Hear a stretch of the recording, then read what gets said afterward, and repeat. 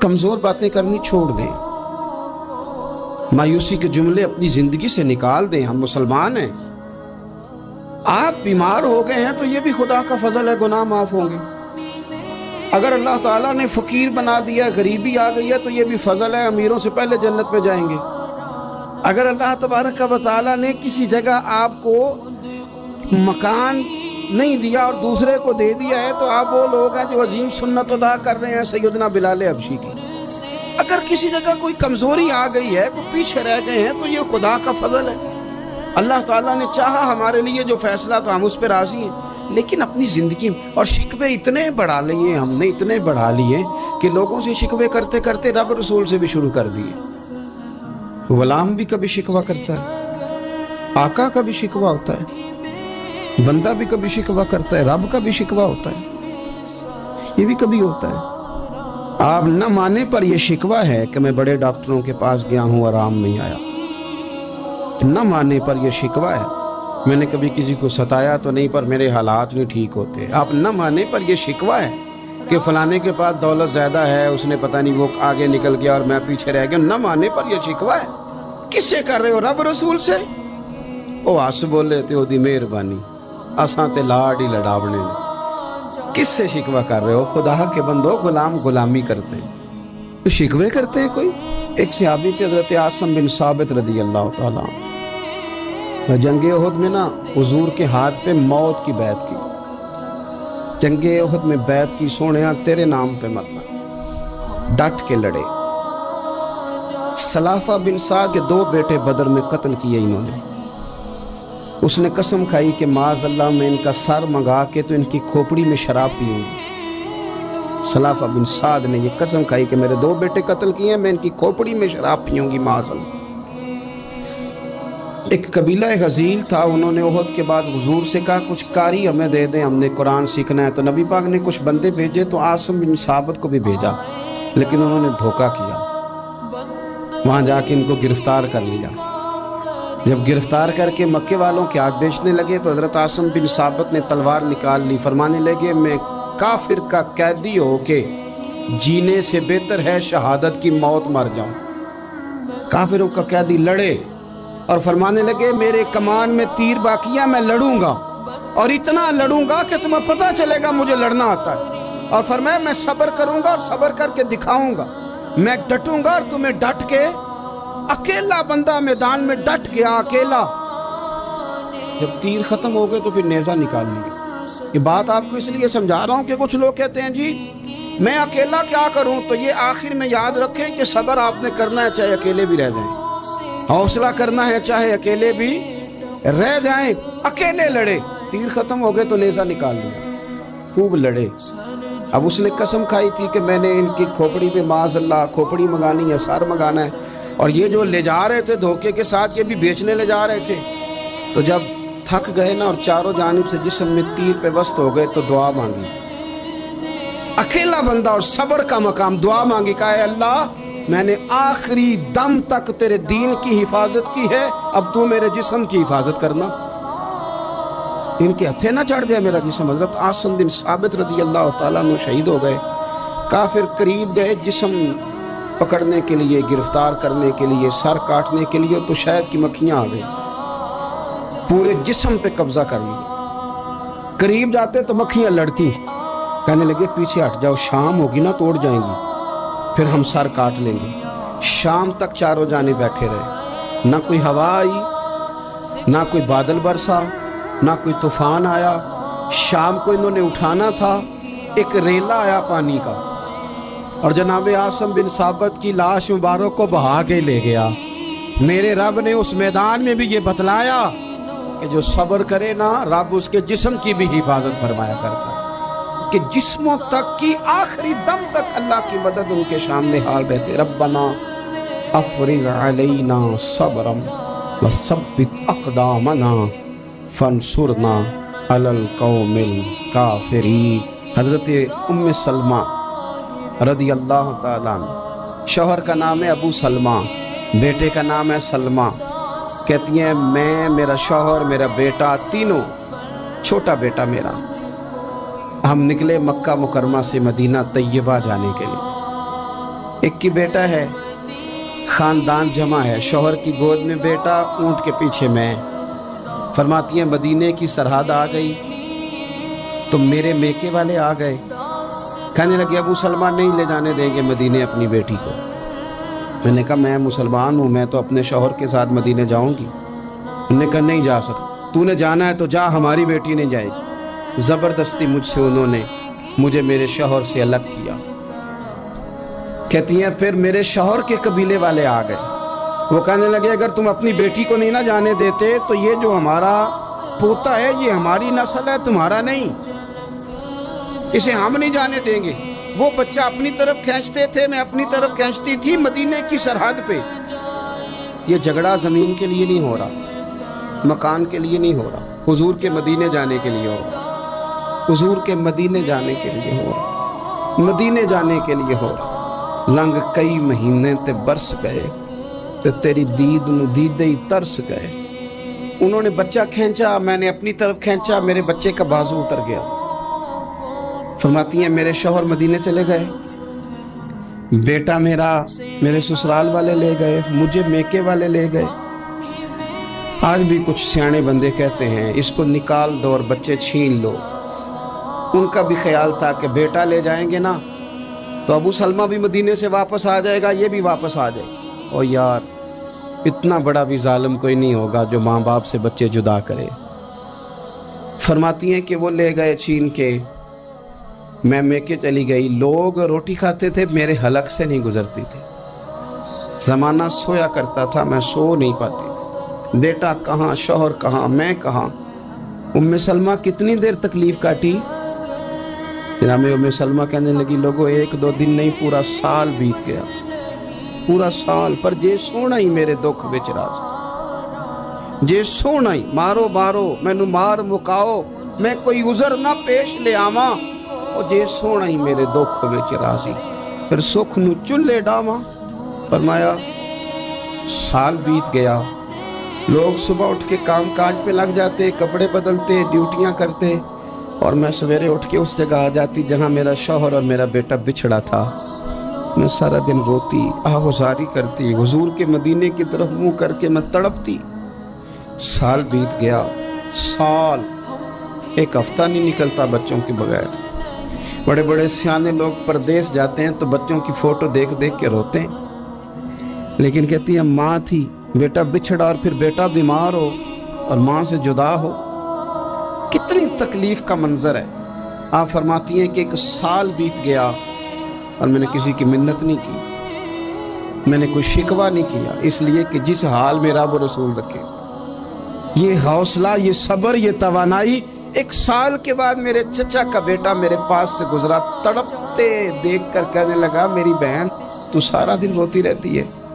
تو میں نے کہا بھائی تمہیں کیا بتاؤں، اس کا شوہر چلا جائے، بیٹا جدا ہو جائے، وہ کیا کرے گی؟ فرماتے اس نے جا کے میرے باپ سے، اپنے والد سے، میرے خاندان والوں سے کہا اس کی سزا کب ختم ہوگی؟ اس غریبنی کا قصور یہ ہے کہ یہ مدینے والے کا کلمہ پڑھتی ہے، اس کی غلطی یہ ہے کہ یہ مسلمان ہو گئی ہے، دین حق قبول کر لیا، کیوں نہیں تم خیال کرتے؟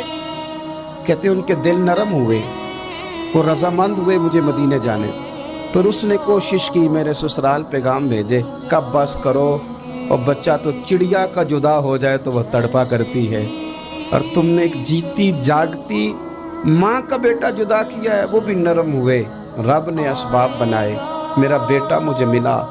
کہنے لگے تو رہ جا، میں نے کہا نہیں، تم مسلمان نہیں ہو، تمہیں پتہ نہیں نا، میں یہاں نہیں رہ سکتی، مجھے مدینے ہی جانا ہے۔ اکیلی اتنا سفر، جنگلوں کا رستہ، پہاڑی رستہ طے کر لو گی؟ میں نے کہا میں کر لوں گی۔ جنہوں ویک کے ٹھر دیاں اکھیاں نے تو جنہوں ویک کے ٹھر دا سینہ ہے، ربا تیری ساری خدائی ایک کی تے شہر مدینہ ہے۔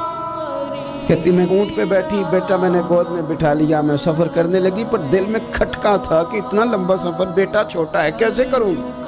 کہتے مجھے عثمان بن طلحہ مل گئے، کہنے لگے کہاں جا رہی ہو بہن؟ میں نے کہا مدینے۔ کہنے یہ اکیلے جاؤ گی؟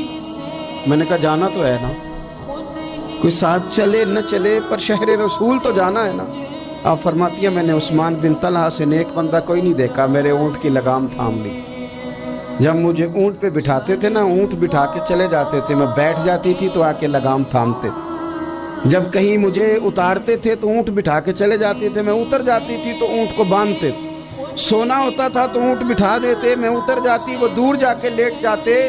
فرماتی تھی پھر میرے لیے میرے رب نے اسباب پیدا کیے اور میں مدینہ پہنچی، میں شوہر سے ملی، اور لوگوں میرے نصیب دیکھو، میں رہنے کہاں لگی؟ حضور کے مدینے میں، شہر رسول میں، شہر رہ پائے نظر ہوش میں آ، یہ کوہ نبی ہے۔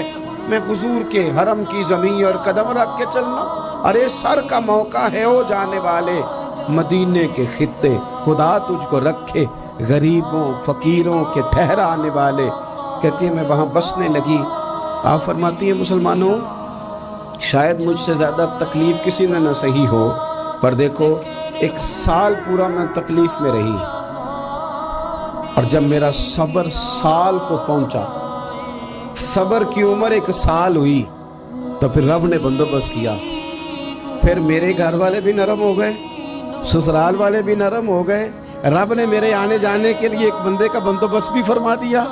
پھر میرا شوہر تک بھی میں پہنچ گئی، مجھے مدینہ الرسول بھی نصیب ہوا۔ 1 سال میں نے صبر کیا تھا، رب نے مجھے مستقل مدینے کا ٹھکانہ عطا فرما دیا۔ لیکن جو بندہ صبر ہی نہ کر پائے، جو صبر ہی نہ، جو کہ جی بڑی دور سے آیا ہوں، بڑی دیر ہو گئی، بڑا ٹائم ہو گیا، کب جا کے مسئلہ حل ہوگا؟ وہ جو آپ نے بتایا تھا وہ تعویذ کب اثر کرے گا، وہ دعا کب قبول ہوگی، وہ فلانا معاملہ کب؟ بھئی یہ ڈیٹ تو آپ کو رب رسول ہی دے سکتے ہیں، بندہ تو کوئی اطلاع ہی دے گا، پیغام ہی دے گا، دعا ہی کرے گا۔ اگر زندگی میں حوصلہ ہی نہیں ہوگا، اگر آپ کو یہ قرار ہی نہیں آئے گا، ٹھہرنا ہی نہیں آئے گا کسی میدان میں، دیکھیں کچھ ایسی اذیتیں ہوتی ہیں جو اذیت ناک ہوتی ہیں، لیکن اگر غلامی میں آ جائے نا آپ تو وہ اذیت ناک نہیں ہوتی، اس چبن میں مزہ آنے لگتا ہے۔ کئی درد بھی مزیدار ہوتے ہیں، کئی درد بھی، کبھی زخم ٹھیک ہونے پہ آ جائے نا تو اسے چھیڑو تو مزہ آتا ہے، اس لیے کہ کچھ درد بھی مزیدار ہوتے ہیں۔ آتش سے کسی نے کہا تو روتا بڑا ہے، اس نے کہا محبوب کی یاد میں تڑپتا ہوں، ابھی تو ایک دل ہے، میرے تو خواہش تھی کبھی 2 ہوتے نا تو صحیح کر کے تڑپتا۔ رب نے دل ایک بنایا، کہتا وہ مزہ دیا ہے تڑپنے کہ میری آرزو ہے یا رب میرے دونوں پہلوؤں میں دل بے قرار ہوتا۔ درد میں بھی مزہ ہے، پر شرط یہ ہے کہ لوگ درد میں بھی جینا سیکھیں۔ ہم نہ آرام میں جینا چاہتے ہیں، پنکھے کے نیچے جینا چاہتے ہیں، کاش کہ ہمیں صحرا میں بھی نیند کا مزہ لینے کا طریقہ آئے، پھر زندگی کے سارے راستے آسان ہیں، پھر اقرا بھی مشکل نہیں۔ لیکن چونکہ حوصلہ نہیں، صبر نہیں، وہ والا قرار نہیں جو ایک مسلمان سے رب رسول کا مطالبہ ہے۔ حدیبیہ کے موقع پہ نا نبی پاک صلی اللہ علیہ وسلم نے جو شرطیں کافروں کے ساتھ طے کی تھی نا، حضور نے نور بصیرت سے کی تھی نا، تو انہی شرطوں نے پھر فتح کے باب کھول دی۔ ان فتحنا لک فتحا مبینا۔ ایک شرط یہ تھی کہ اگر کوئی مسلمان مدینے سے مکے آئے گا تو مکے والے واپس نہیں کریں گے، رکھ لیں گے۔ پھر غور کریں، کوئی مسلمان اگر مدینے سے مکے آئے گا تو مکے والے واپس نہیں کریں گے، اور اگر کوئی بندہ مسلمان اپنے آقا کی مرضی کے بغیر مسلمان ہو جائے اور وہاں سے وہ مدینے آئے گا تو حضور پناہ نہیں دیں گے۔ تو میرے بھائی، محبوب کی طرف سے آنے والا نہ صرف سوکھ ہی نہیں قبول کرنا چاہیے، دکھ بھی قبول کرنا چاہیے، دکھ بھی قبول کرنا چاہیے۔ ہمارا یہ مسئلہ ہے کہ ہم نہ میٹھی میٹھی کے قائل ہیں، کڑوی کڑوی کے قائل نہیں۔ اگر وہ کبھی دکھ دے نا تو محبوب کا دکھ بھی سکھ سمجھ کے قبول کرو۔ ہاں اس کی طرف سے کانٹا ہے کبھی تو اسے پھول سمجھ کے قبول کرو، وہ چبھے گا نہیں، انشاءاللہ مزہ ہی دے گا، وہ قبول تو کرو نا۔ تو اب حضرت ابو بصیر رضی اللہ تعالیٰ عنہ ایک صحابی تھے، ایک تو حضرت ابو جندل رضی اللہ تعالیٰ عنہ تھے نا، تو وہ تو حدیبیہ میں آ گئے، حضور مجھے لے جائیں، تو نبی پاک نے فرمایا میں نے وعدہ کر لیا ہے، ان کو بھی حضور نے واپس بھیج دیا۔ اور یہ بیچارے نا اپنے آقا کی جیل توڑ کے مکے سے بھاگ کے مدینے آئے، یا رسول اللہ مجھے قبول کر لے، میں بھاگ آیا ہوں، وہ بڑا ظلم کرتے ہیں، مارتے ہیں، تکلیف دیتے ہیں۔ وہ آئے تو ادھر سے نا اس کے مالک نے 1-2 بندے بھی بھیج دیے رکا دے کے کہ یا رسول اللہ آپ کا تو وعدہ تھا کہ آپ بندہ رکھیں گے نہیں۔ یہ آئے اور رکا بھی آ گیا۔ اب ذرا منظر کو سمجھیں، ہمارا تو یہ مسئلہ ہے کہ کہتے ہیں کہ میری 99 باتیں مانی ہیں، ایک نہیں مانی، لہذا میرا تعلق ہی کوئی نہیں۔ لیکن یہاں کیا کیفیت ہے؟ بندہ رو رہا ہے، تڑپ رہا ہے، حضور میں مار سے بچتا ہوا آیا ہوں، جیل توڑ کے آیا ہوں، مجھے قبول کر لیں۔ ادھر رکا آ گیا کہ آپ کا وعدہ تھا رکھیں گے نہیں۔ اب یہ کتنا مشکل مسئلہ ہے، لیکن رسول پاک علیہ السلام نے فرمایا ابو بصیر میں نے وعدہ کیا یار تجھے واپس جانا پڑے گا۔ اوئے ہوئے ہوئے، لوگ تو کہتے ہیں نا کہ وہ پیر صاحب نے کہا تھا تو میرا کام نہیں ہوا لہذا میری بیعت ہی گئی، چھٹی ہو گئی، ماحول ہی بڑا عجیب ہے۔ حضور نے فرمایا واپس جا، لیکن جے کر یار دے نام دا ملے مینا، پھر انہوں چولی پا لئیے مینے نو پنجے سٹیے نا۔ جے کر یار دے نام دا، سامنے والے نے تانا سمجھ کے دیا تھا پر یار کے نام کا تھا نا، اس نے کہا لا صحیح سونے کے نام کا ہے نا، تانا ہوا تو کیا ہوا۔ جے کر یار دے نام دا ملے مینا، انہوں چولی پا لئیے پنجے سٹیے نا، تے جے کر یار دے نام دی ملے سولی، پھر چوٹا چوٹ لئیے تے پیشاں ہٹیے نا، چوٹا چوٹ لئیے۔ اب لکھنے والے کا بھی اپنا انداز ہے نا، کہتے ہیں یہ بھی میرے لیے جھولا ہی ہے، یہ بھی آرام کی جگہ ہی ہے، چوٹا چوٹ لئیے تے پیشاں ہٹیے نا۔ حضرت ابو بصیر رضی اللہ تعالیٰ عنہ سے حضور نے فرمایا واپس جانا ہے، کہ سونے ٹھیک ہے، کوئی شکوہ نہیں، کوئی گلہ نہیں، یہ بھی میرے محبوب کا حکم ہی ہے۔ اور کیا بات ہے، میرے نبی وعدوں کے پکے ہیں، کیا بات ہے، حضور نے جو کہا کر کے دکھایا۔ کہتے ہیں میں واپس جا رہا تھا، ایک دو بندے ساتھ تھے، جب مدینے کی حد گزر گئی نا، حضور نے تو کہا تھا نا مدینے میں پناہ نہیں دینی، تو میں نے اس سے کہا یار تلوار بڑی سونی ہے ذرا دکھانا، اس نے دکھائی تو ایک کی میں نے گردن کاٹ دی، دوسرا ویسے ہی بھاگ گیا، اور بھاگ کے حضور کے پاس آیا، جی اس نے تو مار دیا ہے۔ تو سرکار فرمانے لگے میں نے تو وعدہ پورا کیا تھا نا، تم سے نہیں سنبھالا گیا تو معاملہ تمہارا ہے۔ اب حضرت ابو بصیر رضی اللہ تعالیٰ عنہ واپس آئے، عرض کی حضور اب میرے لیے کیا حکم ہے؟ حضور نے فرمایا میاں حکم وہی ہے، مدینے میں ہم نہیں رکھ سکتے تھے، مدینے میں صحابہ تھے نا، حضور کی باتوں سے خوشبو لیتے تھے، مدینے میں نہیں رکھ سکتے۔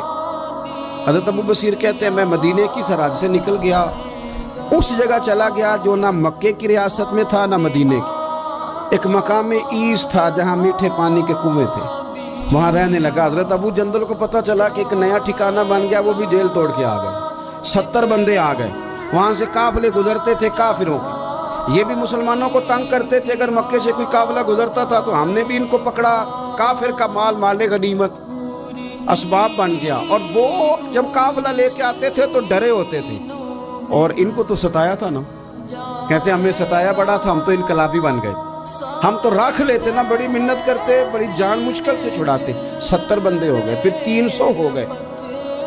تب وہ بصیر کہتے ہیں دنیا مدینے جاتی تھی لیکن ہم تڑپتے تھے، ہم تڑپتے تھے، روت لنگ گئی ہے پھر باہر آتی، تے اجے چٹھیاں مدینے آئیاں نہیں، ہم تڑپتے تھے کہ یار کوئی موقع ملے، روز رات کو روتے تڑپتے۔ 300 انقلابیوں کا جتھا صبر سے بیٹھا ہے مدینے کی سرحد پہ، اندر آنے کی اجازت نہیں، پر غلامی میں روز اضافہ ہو رہا ہے۔ صبر دیکھو، غلامی میں روز اضافہ ہوتا ہے۔ تنگ آ گئے کافر، پہلے بڑی ڈینگیں مارتے تھے کہ دیکھو ہم نے کیسی شرط منوائی ہے، کیسی شرط منوائی ہے کہ ان کا بندہ آئے گا تو ہم واپس نہیں کریں گے، ہمارا جائے گا تو انہیں کرنا پڑے گا۔ پھر اتنے تنگ آئے کہ خود آ کے کہنے لگے حضور مہربانی کریں یہ شرط تو ختم کریں، اور ان 300 کو تو مدینے بلائیں، مہربانی فرمائیں۔ حضور بڑے خوش ہوئے، آج غلاموں کے نام پیغام لکھا، غلاموں کے نام پیغام لکھا، چٹھی لکھی حضور نے۔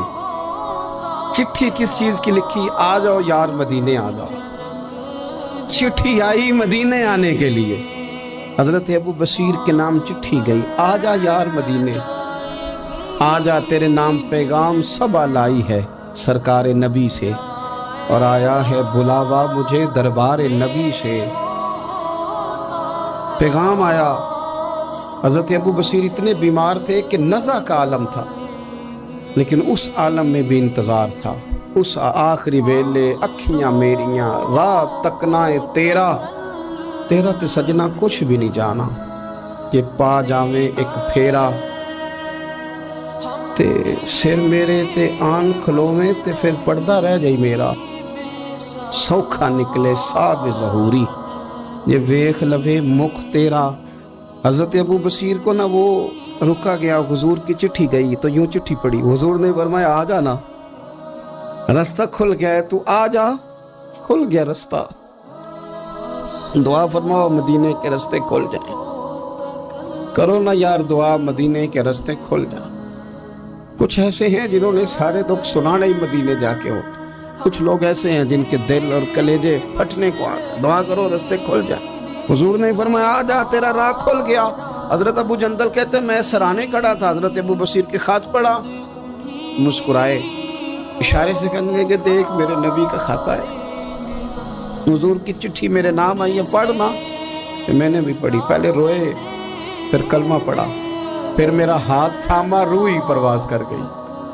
ہمیشہ کے لیے, ہمیشہ کے لیے. وہ ظاہری جسم کے ساتھ تو مدینے نہ پہنچے, پر قبر میں گئے تو مدینے والے کی زیارت نصیب ہو گئی. قبر میں حضور کی زیارت نصیب ہو گئی. قبر حضرت ابو جندل کہتا ہے میں نے جنازہ پڑھا, اور اسی مقام پہ جہاں انہوں نے انتظار کیا تھا نا, وہ مقام میں انتظار ان کا مزار بنا, مزار کے ساتھ مسجد بنی, مسجد کا نام مسجد ابو بصیر رکھا گیا. انہوں نے اس انتظار میں جان دے دی, پر صبر کیا, شکوہ نہیں کیا. یارو اتنی شکایتیں, اتنی شکایتیں, اتنے شکوے. ایک بات میرا اور کرنے کو دل کر رہا ہے, آپ ذرا تھوڑا سا اپنے ارد گرد ماحول کا جائزہ لیجئے گا, آپ کو محسوس ہوگا کچھ لوگ بہت تیز ہیں, بہت پھرتیلے ہیں. سوسائٹی کے اندر جتنے چلن ہیں ان سب سے وہ آگاہ ہیں, زمانے کی پیچ و تاب کو پورے طور پر جانتے ہیں, کس وقت کون سا مال خریدنا ہے, کون سا بیچنا ہے, ہر چیز سے انہیں پوری شناسائی, کس محفل میں جا کے کون سا رنگ اختیار کرنا ہے انہیں سب پتا ہوتا ہے. یہاں اگر میں چلوں گا اور میں چڑھائی کر دوں گا تو سامنے والا لچک دکھا دے گا, انہیں خبر ہوتی ہے. لیکن ایسے لوگ زندگی کی دوڑ میں اکثر آپ کو پیچھے رہتے ہوئے دکھائی دیں گے. بہت تیز ہیں, بہت سمارٹ ہیں, سب جانتے ہیں, دین کا بھی پتہ ہے, دنیا کا بھی پتہ ہے, سیاست کا بھی پتہ ہے, مختلف تہذیبوں سے بھی آگاہ ہے, لیکن پیچھے رہ گئے. کچھ لوگ آپ کو ایسے ملیں گے بظاہر بھولے بھالے ہیں, سیدھے سادے ہیں, پر مٹی میں ہاتھ رکھتے ہیں اللہ سونا بنا دیتا ہے. وہ جو لوگوں کے پاس بہت ساری دنیاوی معاملات ہیں وہ بظاہر ان کے پاس موجود نہیں ہیں. ان کو بہت سارے لوگ کہتے ہیں یار یہ کبھی مجھے یہ والا ہنر آتا ہوتا, یا جس طرح اس شخص کے پاس سرمایہ ہے میرے پاس ہوتا تو میں 10 کے 20 اور 20 کے 40 منٹوں میں کر کے دکھاتا. یاد رکھنا کئی دفعہ انسان پر ایسا وقت آتا ہے کہ اس کے لیے ایک رکاوٹ بھی رستے میں باقی نہیں رہتی. وہ جدھر جدھر جاتا ہے دروازے کھلتے جاتے ہیں. جن رستوں پر وہ سفر کرتا ہے وہ رستے اس کے لیے آسان ہوتے جاتے ہیں. بڑی لمبی چوڑی دشوار گزار گھاٹیاں ہوتی ہیں, لیکن یہ قدم رکھتا ہے تو رستے سمٹتے چلے جاتے ہیں. خود اسے احساس ہوتا ہے کہ یار میں پلٹ کر دیکھتا ہوں تو میں تو وہ کر ہی نہیں سکتا تھا جو مجھ سے ہو گیا, یہ میرے لیے ممکن, یہ میں نے کر لیا, یہ مجھ سے ہو گیا. دروازے کھل جاتے ہیں. اللہ کا قرآن کہتا ہے کچھ لوگ ایسے ہیں جن کے لیے اللہ زمین و آسمان کی برکتوں کے دروازے کھول دیتا ہے. زمین بھی دروازے کھولتی ہے اور آسمان بھی. تو شرطیں کتنی ہیں؟ اب تو ہر آدمی چاہتا ہے میرے لیے زمین و آسمان کے دروازے کھل جائیں. شرطیں کتنی؟ صرف 2. کیا عمل کرنا ہے؟ صرف 2 کام, صرف 2 شرائط. یہ قرآن مجید ہے, سورہ اعراف ہے. فرمایا اگر یہ بستیوں والے ایمان لے آتے اور تقوی اختیار کرتے, ایمان لاتے اور متقی ہو جاتے, اللہ سے ڈر کے وقت گزارتے, تو کیا مالک تو صرف انہیں آخرت میں ہی اجر دے گا؟ صرف صبح قیامت ہی ایمان اور تقوی پر جزا مرتب ہوگی؟ تو فرمایا اگر بستیوں والے ایمان لاتے اور تقوی اختیار کرتے لفتحنا علیہم برکات من السماء والارض, ہم ان پر زمین و آسمان کی برکتوں کے دروازے کھول دیتے. اگر یہ ایمان لے آتے لفتحنا علیہم برکات من السماء والارض, تو دروازے کھول دیتے زمین و آسمان کی برکتوں, ہم ان پر دروازے کھول دیتے. شرط صرف 2, ایمان لائے اور تقوی اختیار. جو بھی کام کرے اللہ سے ڈر کے کرے. آخر دعوانا ان الحمدللہ رب العالمین.